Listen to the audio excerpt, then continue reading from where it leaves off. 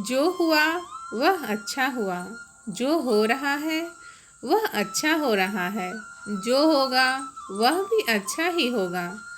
तुम भूत का पश्चाताप ना करो, भविष्य की चिंता ना करो, वर्तमान चल रहा है।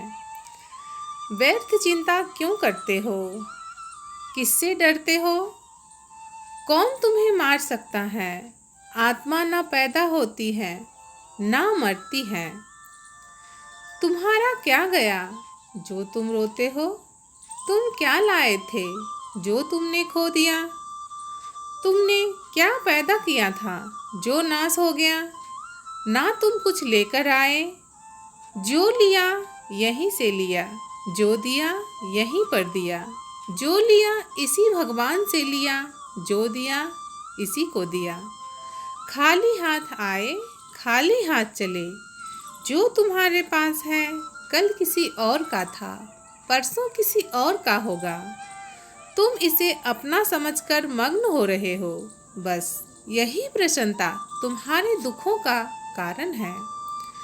परिवर्तन संसार का नियम है। जिसे तुम मृत्यु समझते हो वही तो जीवन है। एक क्षण में तुम करोड़ों के स्वामी बन जाते हो, दूसरे ही क्षण में तुम दरिद्र हो जाते हो। मेरा तेरा, छोटा बड़ा, अपना पराया, मन से मिटा दो, विचार से हटा दो, फिर सब तुम्हारा है, तुम सबके हो। ना यह शरीर तुम्हारा है, ना तुम इस शरीर के हो। यह अग्नि, जल, वायु, पृथ्वी, आकाश से बना है और इसी में मिल जाएगा। परंतु आत्मा स्थिर है, फिर तुम क्या हो? तुम अपने आप को भगवान को अर्पित करो, यही सबसे उत्तम सहारा है। जो इसके सहारे को जानता है वह भय, चिंता, शोक से सर्वदा मुक्त हो जाता है। जो कुछ भी तुम करते हो उसे भगवान को अर्पण करते चलो। ऐसा करने से तुम सदा जीवन मुक्ति का आनंद अनुभव करोगे। अपने क्रोध पर काबू रखो। क्रोध से भ्रम पैदा होता है और भ्रम से बुद्धि विचलित होती है। इससे स्मृति का नाश होता है और इस प्रकार व्यक्ति का पतन होने लगता है। हम जो भी कर्म करते हैं उसका फल हमें ही भोगना पड़ता है, इसलिए कर्म करने से पहले विचार कर लेना चाहिए। कोई और काम पूर्णता करने से कहीं अच्छा है कि हम अपने ही काम करें, भले वह अपूर्ण क्यों न हो। सभी के प्रति समता का भाव, सभी कर्मों में कुशलता और दुख रूपी संसार से वियोग का नाम ही योग है।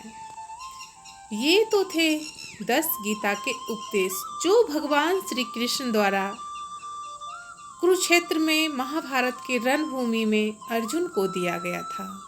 गीता हमारे जीवन में बहुत ही खास स्थान रखता है। गीता को वेदों और उपनिषदों का सार माना गया है। जो लोग वेद नहीं पढ़ सकते वो सिर्फ गीता को ही पढ़कर ज्ञान की प्राप्ति कर सकते हैं। गीता न सिर्फ जीवन का सही अर्थ समझाता है बल्कि परमात्मा के अनंत रूप से हमें रूबरू कराता है। इस सांसारिक दुनिया में दुख, क्रोध, अहंकार और ईर्ष्या से पीड़ित आत्माओं को गीता सत्य और आध्यात्म के मार्ग दिखाकर मोक्ष की प्राप्ति करवाता है। गीता में लिखे उपदेश किसी एक मनुष्य विशेष या किसी खास धर्म के लिए नहीं, इसके उपदेश तो पूरे जगत के लिए है, जिसमें आध्यात्म और ईश्वर के बीच जो गहरा संबंध होता है उसी के बारे में विस्तार से लिखा गया है। यदि जीवन में निरंतर गीता का अध्ययन हम करते रहें तो अपने जीवन की पीड़ाओं का अंत निश्चित है। आपके जीवन में दुखों की अनुभूति छोड़ सुखों का अनुभव होने लगता है। यकीन मानिए, यदि आप गीता को रोजाना 2 से 4 दोहा भी पढ़ते हैं तो आप निरंतर ज्ञान प्राप्ति की ओर अग्रसर होते हैं। गीता में धीरज, संतोष, मोक्ष और सिद्धि को प्राप्ति के बारे में उपदेश दिया गया है। गीता में कर्मों को बहुत महत्व दिया गया है। श्री कृष्ण कहते हैं अर्जुन से, मोक्ष उसी को प्राप्त होता है जो अपने संसारिक सभी कर्मों को करते हुए ईश्वर की आराधना करता है। अहंकार, ईर्ष्या, लोभ आदि को त्याग कर मानवता की सेवा को अपनाना ही गीता का उपदेश है। श्री कृष्ण अर्जुन से कहते हैं, इस संसार में मनुष्य के जन्म का कोई ना कोई उद्देश्य होता है। मनुष्य पर शोक करना, मृत्यु पर शोक करना मनुष्य के लिए व्यर्थ है। यह तो एक अटल सत्य है जिसे टाला नहीं जा सकता। जो जन्म लेगा उसकी मृत्यु भी निश्चित है।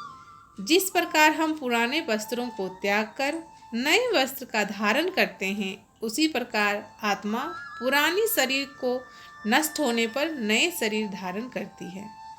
जिस मनुष्य ने गीता के सार को अपने जीवन में धारण कर लिया, उसे ईश्वर की कृपा पाने के लिए इधर उधर भटकने की आवश्यकता नहीं।